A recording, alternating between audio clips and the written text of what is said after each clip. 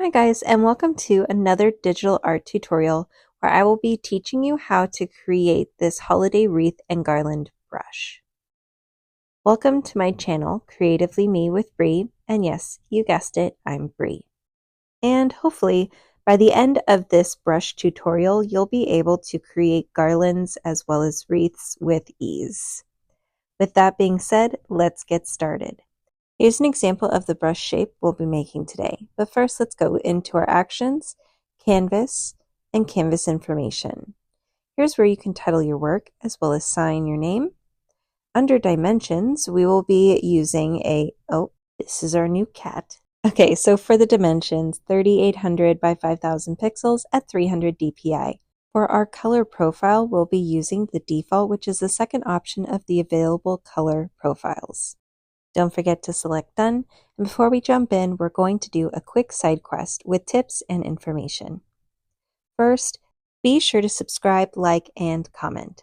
I know these requests can be a little annoying as well as redundant, but please know I really appreciate the support of my channel. And if you haven't already, please make sure you head on over to Patreon so that you can get free downloads for this tutorial as well as others and the color palettes involved. The link should be available down below in the description. And now that our side quest is complete, we can begin. Going into our layers, we are going to pull up our sketch. The sketch is not necessary, but it is available on Patreon. However, feel free to sketch your own branch design. Selecting a mid-gray tone, I will then go into my brush library under calligraphy and select the monoline brush.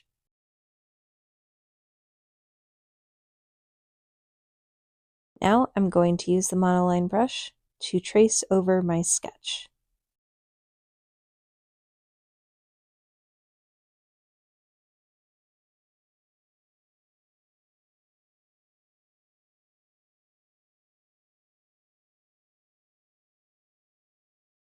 You may notice that I deviate just slightly from this sketch, adding in some branches here and there that may not have been initially drawn in, or I changed the design of some of the branches. But overall, this is how the branch will look.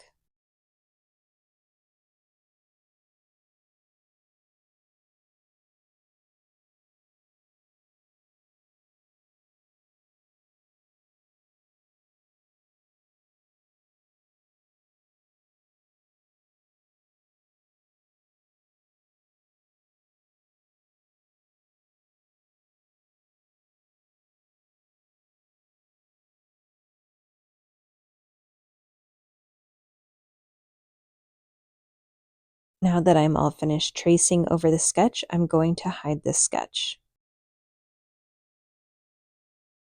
Selecting the layer that I traced the sketch on, I'm going to select Copy. In my own personal brush folder, I'm going to press the plus sign, go to Shape, Shape Editor, Import, and Paste. Select Done.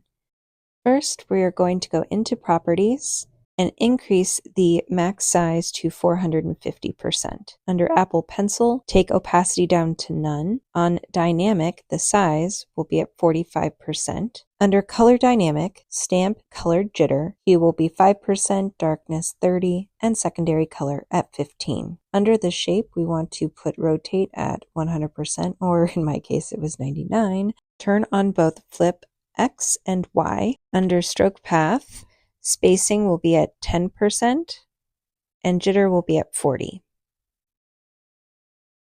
We need to make one more adjustment, so we will be going back into Shape.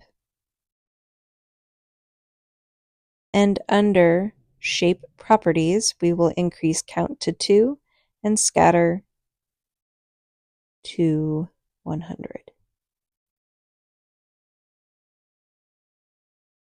Select Done. Now, we're going into our layers, going to our background, and making it a medium gray. Select Done, add a new layer. Using a dark green, which you can find in the color palette, I test out by drawing a circle and then holding down with my finger to make it a perfect circle. If you would like the wreath to look a little bit fuller, you can duplicate that layer and then rotate. You can also adjust the colors so that the background and the foreground are just slightly different, and this will also help the colors in the branches stand out a bit. Here's what it looks like up close. Another method that you can use is simply add a new layer on top of the initial wreath layer.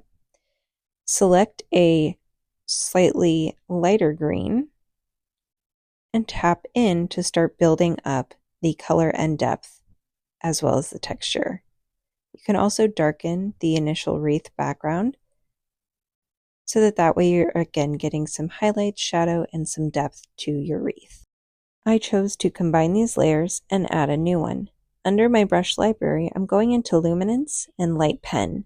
Then I'm selecting the color white. Here, I'll be able to now add the illusion of light bulbs on my wreath. You can choose other colors for your lights. You can have multicolor. It's totally up to you. I went with white lights. You can also go with warm yellow lights.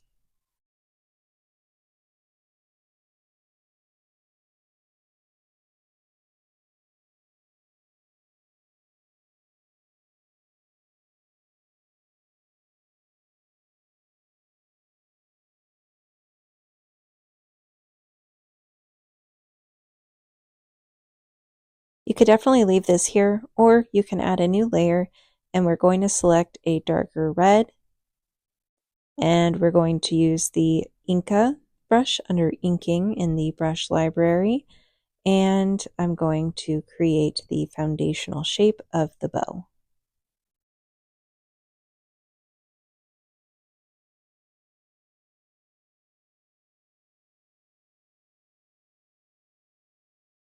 I select a darker color, add a new layer, and make a clipping mask. Here's where I create the shadow of the open space at the top of the ribbon so that it has more of a 3D effect. And it doesn't look hopefully quite as flat. Then I'm going to add some shadowed areas where the fabric of the bow would be creasing and where light might be less likely to cast. Next, you can use your smudging tool. I prefer using Inka for this as well. And then I smudge out my brush tool so that hopefully it looks like a little bit more subtle of a shadow. Next, I select a lighter red and then one that's a little bit darker, and I go ahead and add in some highlights as well on a clipping mask.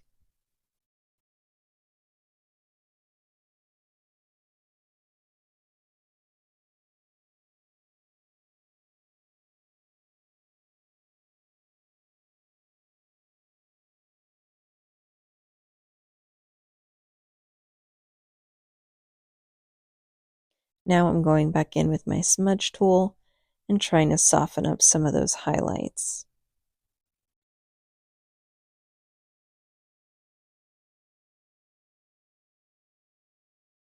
I wanted to adjust the bow a bit, so I go into my transform tool. I'm under wrap, and this allows me to make the bow shape slightly altered, and then I reposition the bow as well.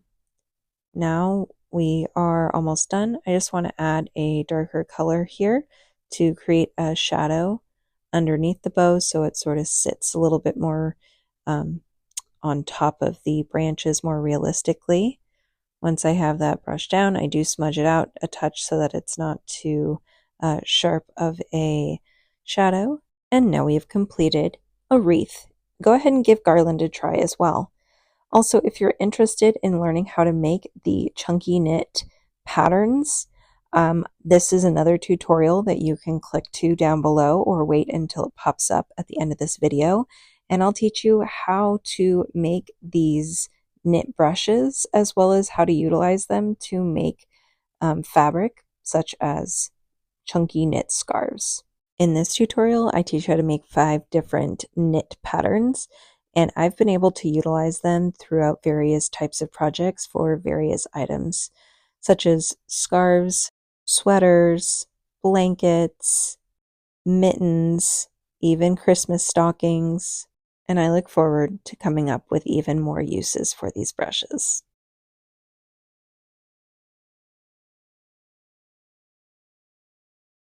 Alright guys, with that being said, thank you so much for watching. Please don't forget to subscribe, like, comment, you know the drill, and I look forward to seeing you at the next tutorial. Okay, bye.